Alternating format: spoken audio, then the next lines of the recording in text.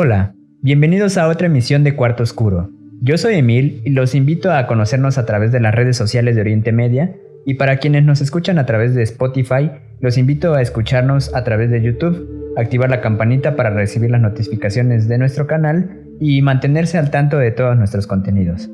Después de un tiempo hemos vuelto a este programa y hoy tenemos nuevamente como invitado al maestro en ciencias Eduardo Sánchez Barrientos, a quien saludo en este momento.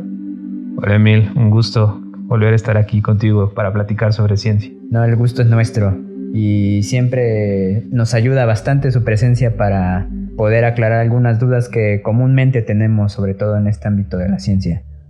Y el tema de hoy es un tema muy importante. En algunos momentos también ha sido controversial, incluso se ha ocupado para algunos fines políticos y religiosos, y el tema de hoy es la evolución. ¿Podría explicarnos qué es la evolución? Sí, la evolución actualmente, si nosotros la buscamos en cualquier libro de biología, la vamos a encontrar definida como el cambio en las frecuencias alélicas, es decir, cómo van cambiando la expresión de ciertos genes en características físicas que podemos observar a través de la historia. Hay diferentes tipos de ejemplos de evolución, por ejemplo, cómo fueron cambiando las ballenas desde mamíferos terrestres a los organismos que actualmente conocemos. También hay modelos evolutivos que no son tan conocidos, como por ejemplo los modelos que explican cómo evolucionan los virus, que es un tema actual, o los modelos también que explican cómo evolucionó la flor o las estructuras de las plantas, desde organismos unicelulares que hacían fotosíntesis hasta individuos como las orquídeas, como las cactáceas o diferentes grupos de plantas. Y que esto me remite mucho a un tema recurrente en la evolución, y eso es cuando nosotros vamos o estamos en la educación básica principalmente, es decir, la primaria, la secundaria, incluso hasta la preparatoria. Comúnmente nos enseñan este esquema de la evolución como si fuera algo lineal, ¿no? Desde los primeros homínidos hasta el Homo sapiens sapiens, me parece que es como la última evolución, digámoslo así, supongo, del hombre. Y quisiera preguntarle, ¿es correcta esta apreciación? Es decir, ¿la evolución es de esa manera lineal o tiene otro comportamiento? Sí, la imagen de una evolución lineal, como la imagen que tú evocas, es muy común. De hecho, si nosotros vamos al buscador de nuestra preferencia, vamos a ver que si ponemos la palabra evolución, pues vamos a encontrar la primera imagen que nos va a aparecer es precisamente esta imagen de un simio cambiando a través del tiempo hasta los seres humanos. Sin embargo, la evolución no se puede entender como un proceso lineal. Es decir, no hay como tal una idea de progreso, que es precisamente la idea principal de estos esquemas, de que la evolución tiene un fin. ¿Okay? En estos esquemas se entiende precisamente como que la evolución tiene un punto en donde culmina, es decir, un punto donde va a alcanzar, digamos, cierto progreso, cierto perfeccionamiento. Estos modelos son erróneos. La evolución no tiene un fin. La evolución no planeó en ningún momento que existieran ballenas, no planteó en ningún momento que existiera el ser humano, sino que se va dando como un fenómeno que responde precisamente a las presiones ambientales. Y es precisamente la evolución puede ser entendida como un diálogo que hay entre el organismo y las presiones ambientales que lo conducen a través de su vida. Esto también me recuerda a algunas teorías que he escuchado popularmente, se han manejado como en estas páginas de datos curiosos y todo ese tipo de cosas que al final son como el acercamiento que el público en general tenemos a la ciencia.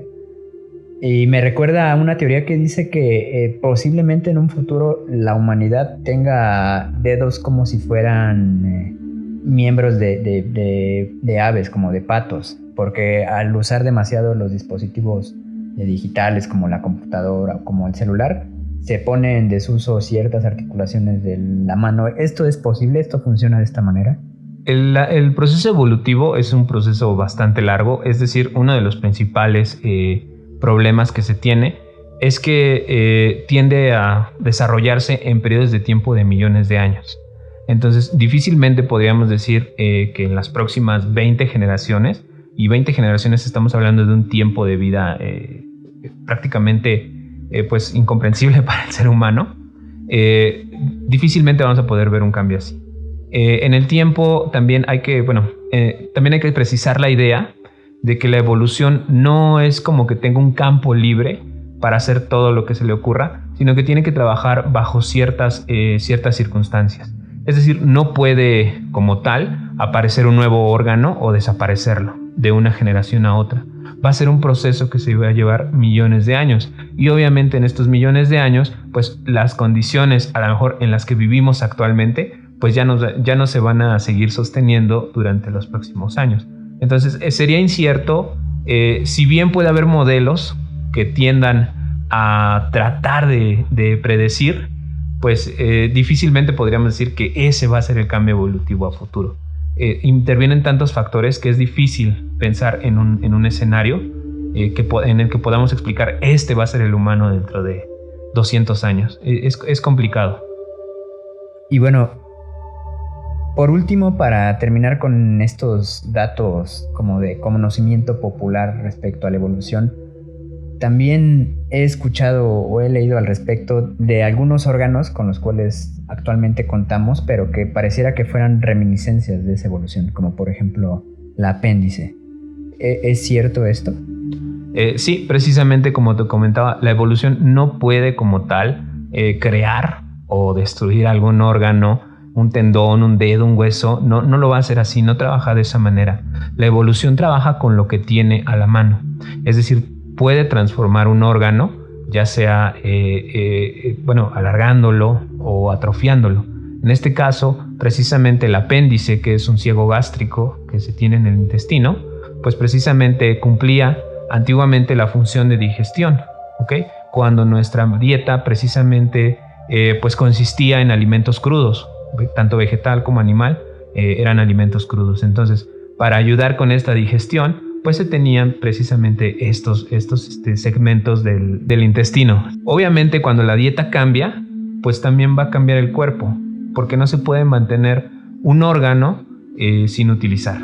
Es decir, si nosotros tenemos un órgano que no se utilice, eso no significa que no necesite recursos tanto energéticos como nutrientes para funcionar. En este caso, lo que se hace es que se reduce en tamaño y obviamente también reduce su demanda energética o de nutrientes. Algo parecido a lo que sucede, por ejemplo, con las muelas del juicio, que también estaban asociadas a una alimentación que consistía más en vegetales crudos y carne cruda, por lo cual necesitábamos una superficie de masticación más amplia, y obviamente al cambiar de una dieta de alimentos crudos a una dieta de alimentos cocidos, pues bueno, estos dientes de cierta manera pierden su función. Sin embargo, no pueden simplemente desaparecer, sino que se van atrofiando. Y bueno, es el vestigio que tenemos ahora de las características que teníamos antes. Entonces, en resumen, el apéndice y las muelas del juicio son algunos de estos vestigios de la evolución. Sí, de hecho podríamos encontrar en las ballenas vestigios de dedos, en las serpientes vestigios de extremidades, que a lo mejor ya no son visibles a simple vista, pero si nosotros hacemos lo que se conoce como cortes histológicos, es decir, si cortamos de tal manera que podamos ver las características de sus células, nos vamos a dar cuenta que las serpientes tienen todavía vestigios de esos huesos de sus extremidades. También pasa lo mismo con las ballenas. Si nosotros revisamos sus aletas, pues nos vamos a dar cuenta que precisamente sus falanges siguen ahí y siguen la misma configuración de cualquier tetrápodo. Y bueno, con las ballenas, el último ejemplo, pues aún conservan ciertas características de los mamíferos, como son las mamas y precisamente también el pelo. Es muy interesante esto porque tal vez actualmente no nos imaginaríamos algunos de estos animales con este tipo de extremidades o miembros. Y ya pasando a otro tema, tal vez un poco menos científico, pero no menos importante, que siempre es determinante justamente para este tipo de actividades de investigación. En el ámbito político, la evolución ha sido un tema muy ríspido.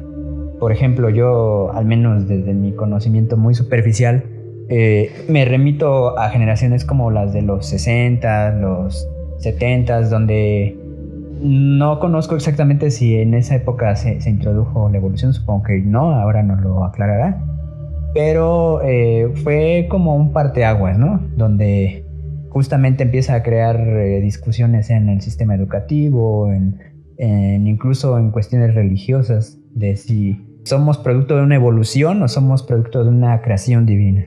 Sí, si nosotros rastreamos precisamente los orígenes del pensamiento evolucionista, pues nos tenemos que remontar incluso hasta 1809, con la publicación del trabajo de Jean-Baptiste Lamarck, un naturalista francés, Filosofía zoológica.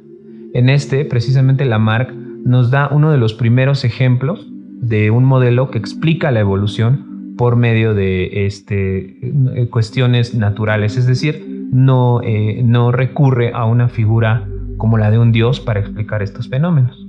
Posteriormente, en 1859, Charles Darwin y también de manera conjunta Alfred Russel Wallace van a presentar sus trabajos en la Sociedad Linneana de Londres, en los cuales ellos van a proponer un nuevo modelo para explicar la evolución, en base a un mecanismo que hasta hoy en día genera debates sobre si podemos considerar que es el único mecanismo que guía la evolución o hay una serie de mecanismos que se complementan, que es la selección natural.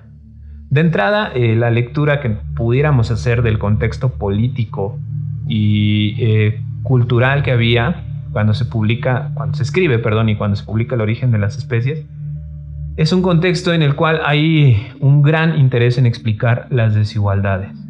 En este caso, Charles Darwin lee los trabajos de Malthus que hablan sobre la población. En estos trabajos precisamente toma la idea de la selección natural. Básicamente lo que nos dice Malthus es que los recursos, es decir, lo que nosotros necesitamos para vivir como el alimento, van a crecer a menor velocidad de lo que va a crecer la población. Siempre va a haber más población que alimentos y por tanto eso va a provocar una lucha por la existencia.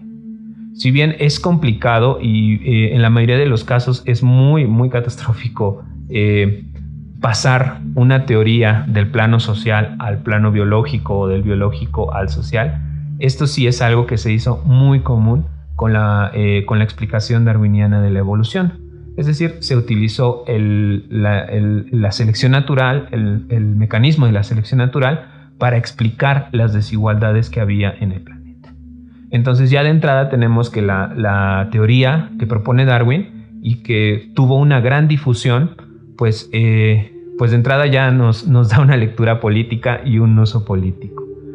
Posteriormente surgieron más debates, como el que tú mencionas, precisamente el origen del hombre, que también pone ahí como en entredicho todas las doctrinas religiosas que había en ese entonces. Son muy famosos los debates, de los cuales Darwin no participó. Eso es algo bien interesante de Darwin, que él propone la teoría en 1859, pero a partir de ahí pareciera que se aleja un poco de los debates. Él se recluye en su casa en Inglaterra y comienza a publicar más libros, entre los que podríamos destacar uno donde habla sobre la formación del suelo, otro donde habla sobre las orquídeas y otro donde habla sobre otro gran mecanismo que nos propone, que es la selección sexual.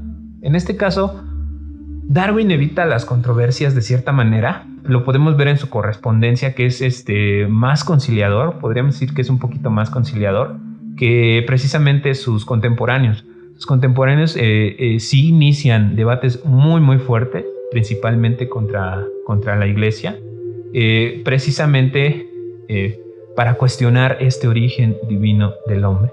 No es algo nuevo el debate, porque ya los fósiles que se habían encontrado de algunos homínidos ponían en dudas, de cierta manera, todas estas historias creacionistas. Obviamente también en la invasión de América, la llegada de los europeos a América, pues los confronta con una nueva fauna y flora completamente diferente a la que ellos conocen, y bueno, empieza a generar dudas en cuanto a esta idea de que hay una sola creación. ¿Ok? Estamos hablando de 1800. Las ideas darwinistas se van a leer, por lo menos aquí en México y en algunos países como Brasil y Argentina, hasta 1880, principalmente de fuentes en inglés y de fuentes en francés. A partir de su lectura, Darwin muere en 1882, pero las lecturas de Darwin se dan en 1880 alrededor. No podemos decir una fecha a partir de la cual encontramos darwinismo en América, pero a partir de 1880 empezamos a encontrar debates, empezamos a encontrar artículos, empezamos a encontrar un sinfín de trabajos que discuten la evolución. Solamente que hay que remarcar algo, estas primeras discusiones no las hacen los naturalistas, que era el nombre que recibían las personas que estudiaban animales y plantas en ese entonces, sino que van a ser llevadas a cabo por médicos y filósofos y abogados. En este caso, a partir de ahí empieza toda una lectura en la que podríamos encontrar desde lo que se conoce como eugenesia, que es como el cuidado de las cruzas en humanos, que tiene como objetivo literalmente mejorar la raza. A partir de estas ideas se van a generar un sinfín de mecanismos, de políticas, de procedimientos precisamente encaminados a esto. Entonces, el tema ya de por sí es político desde su origen, y obviamente al llegar a América, en un contexto en el cual se están fundando las repúblicas, en que hay un eterno debate y confrontación, incluso armada, entre liberales y conservadores. Es decir, estos debates están desde 1880 y van a durar por lo menos hasta mediados del siglo XX.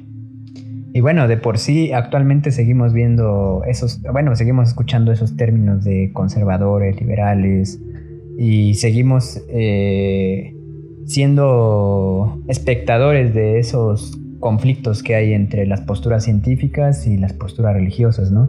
Actualmente, por ejemplo, con el debate del aborto o incluso la misma evolución, ¿no? Hemos visto algunos videos donde hay oradores muy excéntricos. La teoría de la evolución se ha ocupado a través de la historia y actualmente aún como un instrumento para justificar algunas injusticias o algunos genocidios, incluso algunas políticas de Estado. ¿Cuál es el antecedente de utilizar estos argumentos para este tipo de acciones sociales? Es un problema que, tenemos hasta el día de hoy. Lo retomaba al principio y lo retomo en este momento, la idea de progreso, la idea de que la evolución tiene un fin. Precisamente muchos de los lectores de Darwin lo interpretan a inicios de 1900 como una explicación precisamente a la desigualdad social. Es decir, en el curso de la evolución y desde una visión colonial, eurocentrista, pues los habitantes y los países europeos se tomaron como un punto de referencia para la evolución. Es decir, las poblaciones humanas bajo estos modelos, tendrían que evolucionar hasta alcanzar los niveles de desarrollo que se tenía en las ciudades y los países europeos. Bajo esta idea de progreso, de que la evolución tiene un fin, pues precisamente se desarrollaron muchas políticas aquí en América. Antes de continuar, quisiera yo retomar algo que Gustavo Vallejo y Marisa Miranda, que son dos investigadores argentinos que han abordado este tema, mencionan en varios de sus trabajos. No podemos decir que las ideas de Darwin hayan llevado a concepciones racistas. Sin embargo, sí dieron algunas bases científicas que otros investigadores retomaron para para llevar a cabo algunas ideas racistas. En este caso surge precisamente a finales de 1800, inicios de 1900, la eugenesia. De hecho, esta es propuesta por un familiar de Darwin, de apellido Dalton, y precisamente la eugenesia literalmente significa el buen hacer. Es decir, cómo podemos cuidar las cruzas entre seres humanos para que se conserven o se potencien ciertas cualidades que nosotros pudiéramos considerar como evolucionadas, como desarrolladas. En este caso, en América, pues precisamente se aplica este modelo en el cual las poblaciones indígenas representarían los eslabones menos evolucionados y las sociedades europeas los más evolucionados.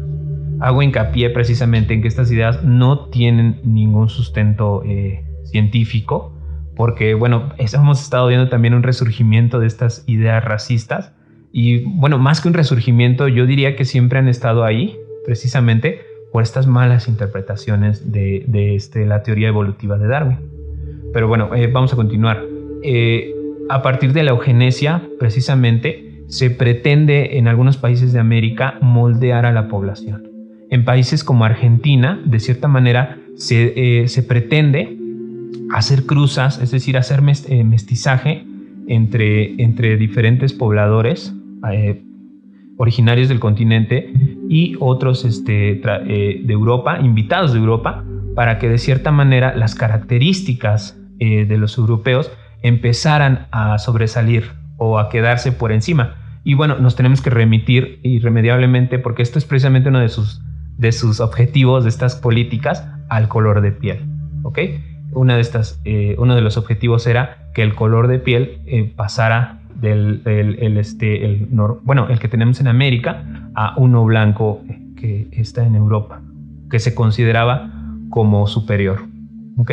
En otros países como México, por ejemplo, la eugenesia se trataba de utilizar para terminar con ciertas enfermedades o ciertos padecimientos que se pudieran considerar como anormales, tales como la pornografía, la adicción a la pornografía, el alcoholismo, la drogadicción, pero también enfermedades como por ejemplo la epilepsia.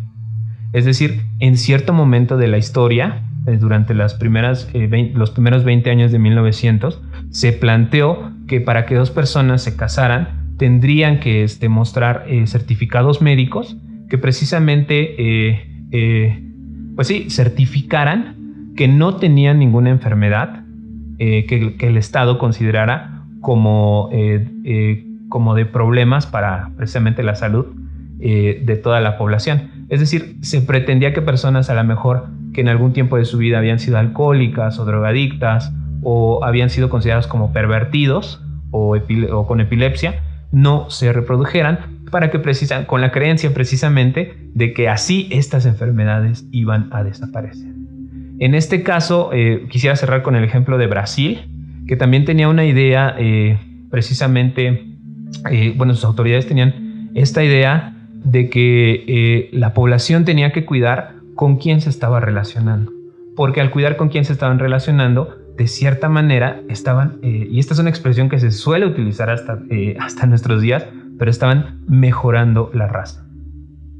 Sí, es algo que comúnmente escuchamos, ¿no? En muchos lugares, que se trata de mejorar la raza, no de empeorarlo, ¿no? Por ejemplo, ¿cuál sería el estado actual de la evolución? Bueno, actualmente la evolución, precisamente muchos de sus debates giran en torno a los mecanismos que precisamente nos llevan al proceso evolutivo. Hay ahí una gran discusión que proviene precisamente del siglo XX. Darwin propone esa teoría en 1859, pero no es aceptada del todo, no es aceptada rápidamente, sino que va a pasar por todo un proceso de discusión. Incluso vamos a llegar a un punto que se conoce históricamente como el eclipse del darwinismo, que se da en 1920, donde de cierta manera las explicaciones darwinistas, al ser muy teóricas, con ser consideradas como muy teóricas, van a perder fuerza y entonces van a resurgir otros modelos que pretenden explicar la evolución. En algún punto se creyó que el darwinismo iba a desaparecer. Sin embargo, es precisamente en estos años, durante la primera mitad del siglo XX, que se retoman los estudios de Gregorio Mendel, el padre de la genética moderna, con las cruzas de chícharos y algo que seguramente escucharon en la escuela, los caracteres dominantes y recesivos, es decir, la herencia genética. Además se van a integrar modelos matemáticos, modelos estadísticos para explicar la evolución. Entonces, tanto la genética como los modelos estadísticos le van a dar un empuje a la concepción darwinista de la evolución. Es decir, el mecanismo de selección natural va a poder ser acoplado a modelos estadísticos que, precisamente miden la capacidad de un organismo de reproducirse y entonces dejar representado su genoma en una población. ¿Ok? A partir de esto hay un debate muy interesante que precisamente nos lleva a lo que se conoce como la síntesis evolutiva extendida. Hay científicos, hay historiadores de la ciencia que consideran que precisamente a partir de esto que se conoce como la síntesis moderna, se empezó a dar más peso a las características genéticas y se dejó de lado un poquito las características del desarrollo. Es decir, de cierta manera se empezó a pensar en el organismo, llámense plantas, animales, bacterias, virus o incluso los seres humanos que estamos dentro de los animales. Se empezó a pensar que estos organismos eran un agente pasivo ante el ambiente. Es decir, que ellos simplemente recibían estas presiones de selección e iban cambiando. ¿Okay? Entonces, se pasó la idea de que la evolución se podía estudiar exclusivamente a través de los genes. La síntesis evolutiva extendida actualmente nos plantea que tenemos que tomar en cuenta muchos otros fenómenos como son las constricciones del desarrollo, es decir, qué capacidad o hasta dónde pueden cambiar la morfología de un animal. ¿Okay? Entonces, ese es el debate actual.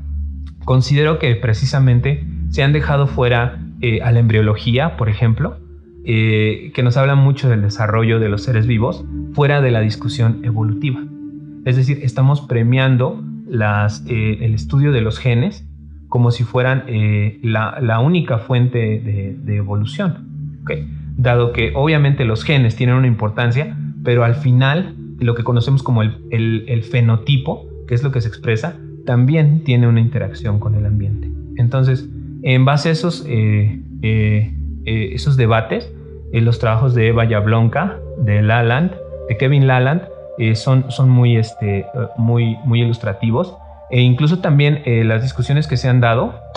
Hay un artículo muy bueno que se llama What's Wrong with Evolutionary Theory, ¿qué hay de malo en la teoría evolucionaria? Que precisamente defiende la postura de que la evolución no necesita, la teoría de evolución que utilizamos actualmente no necesita ninguna modificación, sino que sigue explicando, tiene la misma fuerza explicativa hoy que la que tenía hace 40 o 50 años. Y bueno, ese es como el panorama que podemos ver actualmente. Respecto a otras teorías sobre el origen de las especies en general, ¿por qué la evolución pudiera ser una de las teorías más completas o que ilustren más acerca de este fenómeno? Es una pregunta bastante interesante que da pie incluso a otra plática diferente. Pero bueno, a veces cuando escuchamos la palabra teoría en el colectivo, en el pensamiento colectivo, asociamos la teoría como algo que no está comprobado, como algo que nosotros proponemos, pero que no está 100% probado. La palabra teoría en ciencias no hace referencia precisamente a esta definición, sino que hace referencia a ciertos modelos, obviamente explicativos, que tienen una gran cantidad de evidencia que lo respaldan. En este caso, sí quiero ser muy claro, el que usemos la palabra teoría de la evolución no significa que la evolución no esté comprobada. Si nosotros revisamos el registro fósil, que es de los primeros indicios que tuvieron los investigadores para la evolución, pero aún más, si buscamos en estos momentos las bases de datos que se tienen de los genomas de ciertos animales o de virus, nos explican muy, muy fielmente cómo han ido cambiando a través del tiempo. Es decir, la teoría de la evolución tiene mucho trabajo práctico, mucha evidencia práctica detrás de él. ¿Okay? A veces se suele entender precisamente por esta definición que nosotros tenemos de evolución. ¿Okay?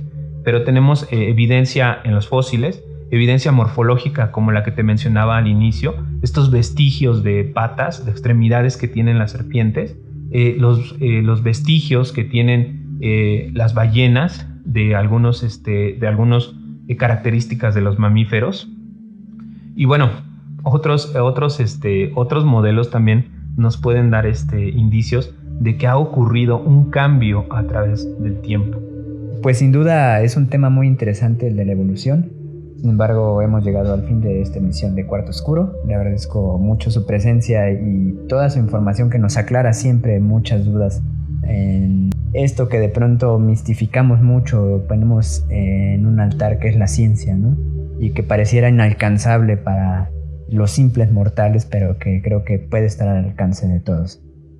Muchas gracias, Emil. Y sí, bueno, no puede estar, debe estar al alcance de todos la ciencia. Yo soy Emil, los invito a conocernos a través de las redes sociales de Oriente Media, y para quienes nos escuchan a través de iVoox y Spotify, los invito a conocernos a través de YouTube y activar la campanita para estar al tanto de nuestros contenidos.